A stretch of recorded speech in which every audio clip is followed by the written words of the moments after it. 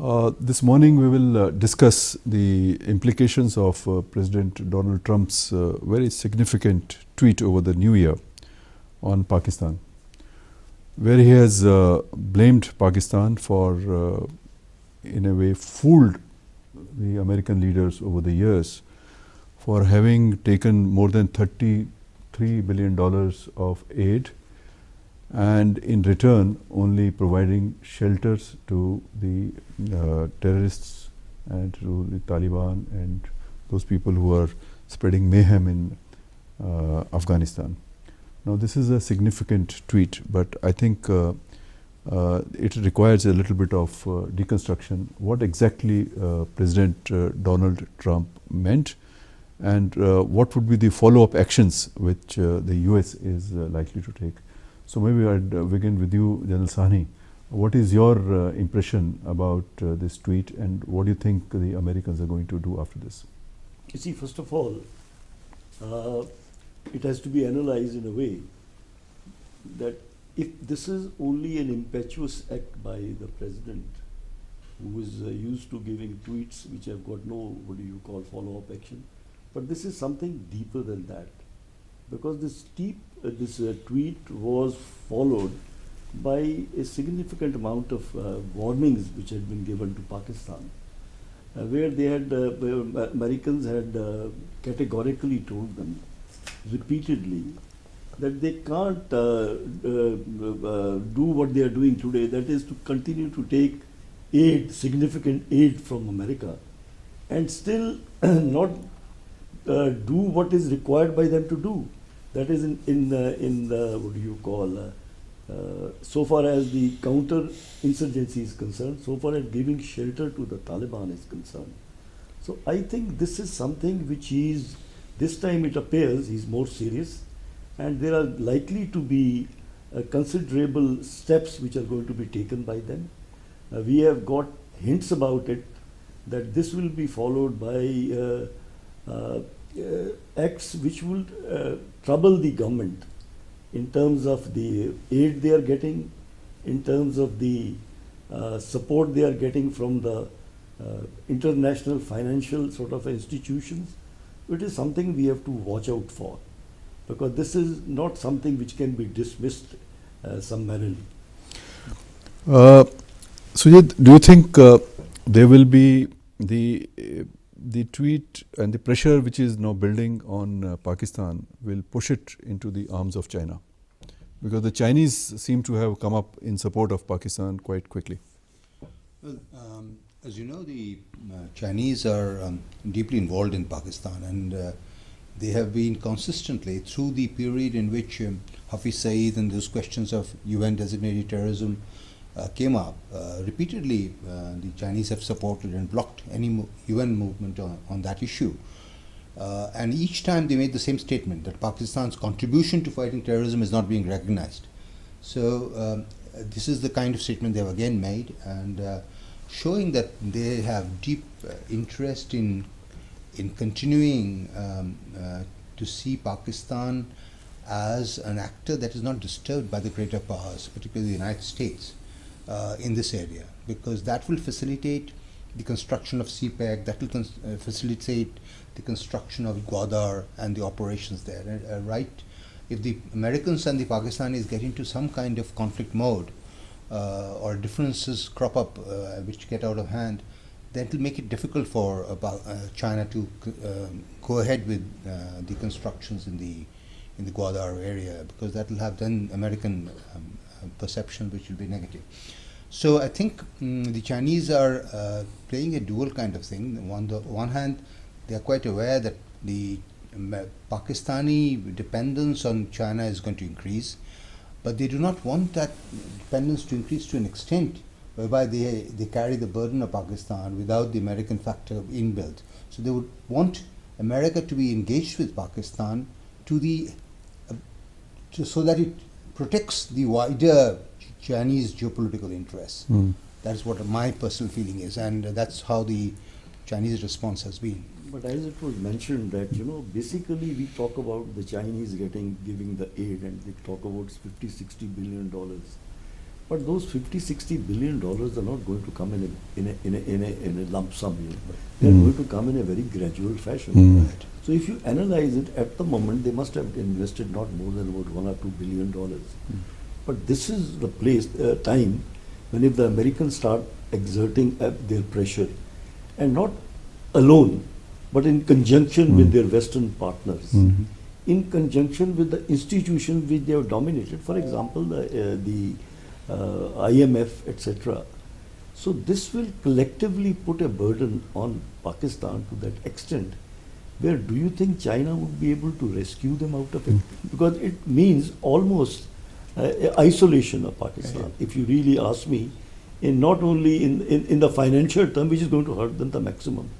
So this is an area, if the process starts off, then do you think the Chinese will continue to be sort of in support of a country which is going to be, made a target of by the Western countries with which Chinese are involved in a big way? Well, institutions. I agree with you. I mean, that is the basic point I was trying to make, that the Chinese are have deep stakes in Pakistan, deep stakes. But at the same time, Pakistan is large enough. It is not a small country. It is a very large country. They do not want to take over the burden of supplying all the economic aid and other things to Pakistan, that they will find themselves very difficult. Plus, the strategic consequences of difficulties with the United States relationship will also have an impact on Pakistan-China relationship. So my basic point is, from Chinese perspective, they would like this relationship with the United States to continue. And if the Americans really start implementing the consequences of what they tweet in policy terms, then it will create huge pressures on Pakistan. There is no doubt about it. Then it will mean Pakistan will have to change some of its basic course correction. Course correction will have to be made on terrorism. And at some point of time, since the focus is essentially on the Haqqani and the Taliban, I think the issue of Hafiz Saeed and the networks that operate on India should come up, because it should come up, and at least the government of India's position should be aimed at making that a big issue with the Americans and also the international community. But it's not for the first time that the Americans have called spade a spade. Donald Trump in August had also come out with a new policy on South Asia. Even earlier, particularly after Osama bin Laden episode, the Americans had threatened Pakistan. But somehow, because of the dependence of US on Pakistan for its transit to Afghanistan, etc., that remains. So do you think we will see the same thing happening again, or is it something new this time, that Trump is going to do something new and break from the past? I think probably there is a change. One can see that now there is a distinct change as far as the policies are concerned, and they want to sort this problem out, because the pressures from within the government itself, establishment, have increased. So I think probably this time there would be more tangible sort of an action taken. I don't know what you think about. Well, I think will be, because of Trump's own position on this matter and the administration's, from what the Defense Secretary and the Secretary of State's visits indicate, and the statements that they've made indicate, that there's greater awareness that something needs to be done. But simultaneously, as long as the conflict in Afghanistan is on, as long as America is present in Afghanistan, that means supply lines have to be kept open. That's right. The Pakistanis do have some leverages, and they have, because Karachi port becomes very important as and a transit. Especially, you see, they are also tweeted about Iran, which means that they are also closing the door as far as Iran corridor is concerned. So both the places, if they get blocked, that would be very difficult. So what are the choices that the Americans have? Also, I think we also should see the Russian angle to this. Over the years, Russia has been looking at Pakistan. They have opened up some channels with Pakistan, some relationship is developing. And also within Afghanistan, I think there are starkly different narratives coming from Russia, and China on the one hand and the Americans on the other.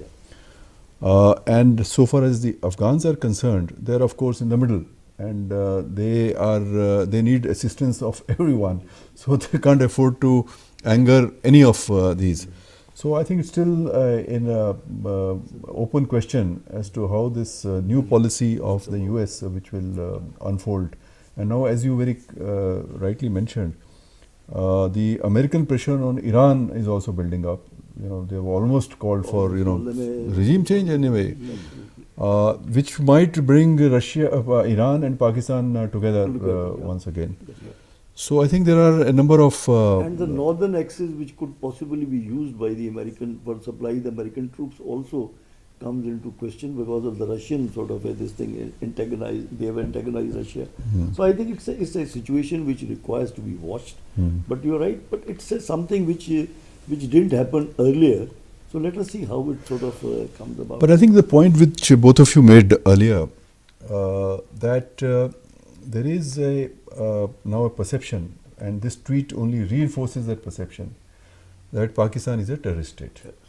Now, of course, when Mr. Lavrov was here in the BIF some time ago, and when this question was asked whether Pakistan can be declared a terrorist state, then he very bluntly told the audience that there is no system in the UN, there is no rule in the UN which can declare, under which you can declare a state as a state which sponsors terrorism. So he rolled that out essentially. So, but at the same time, I think we'll have to see whether this tweet translates into some kind of a higher level of sanctions, because sanctions should be the first step. Now, if that happens, then of course, otherwise I think it will be just a tweet. Cutting away just in relatives.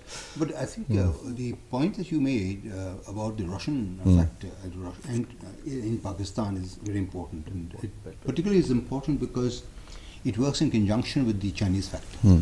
The American strategy and the European strategy regarding Ukraine and Eastern Europe, further part of Eastern Europe, has led to a very difficult relationship between the West and Russia, and the continuous issue of interference by the Russians in the presidential election has been kept alive. So, in a way, that has made the China-Russia factor a very important, potent factor that needs to be taken into account, and Pakistan increasingly has been put into that kind of relationship with the Chinese and the Russians with the help of the Chinese. So, and the recent talks also indicated between the Russians, Chinese, Pakistan and Afghanistan that they are the ones that want to push for an alternative mechanism of peace in which parts of the Taliban will be involved. And I personally believe, therefore, besides the Chinese, the Russian factor will become more prominent. And we have to be very alert as to how this plays out. And you see, the Taliban, the pressure on the Taliban is slightly decreasing because they are trying to call them as nationalist forces. That's what the Russians have said.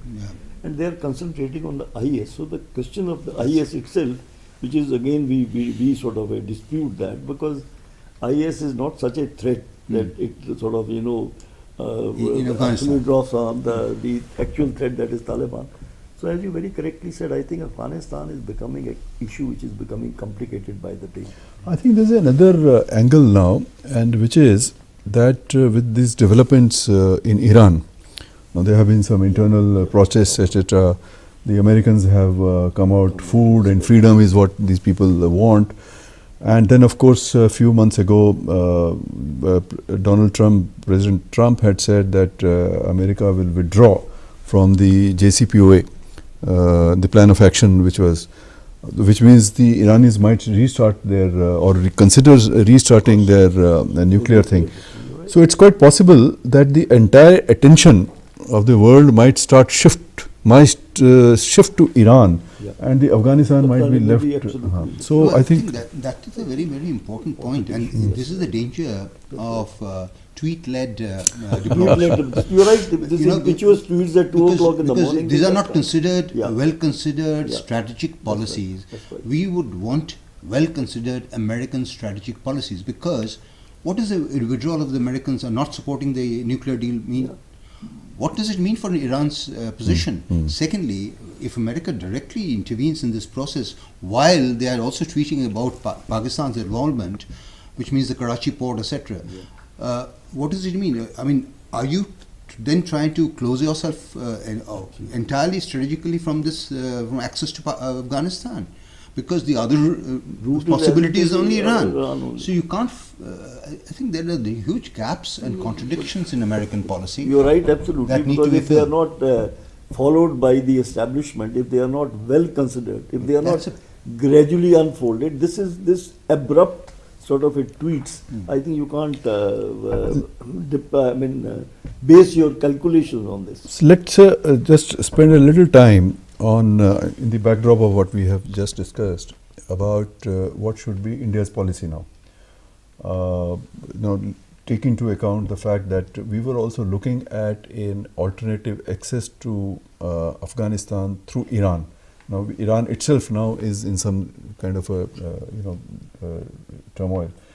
So, keeping all this in mind, what should be India's policy, say in 2018? How should we look at our India-Afghanistan relations, and what should we be doing? You see, so far as Iran is concerned, we have to study the situation. As it appears, as of today, there has been an unrest there. They have internal problems.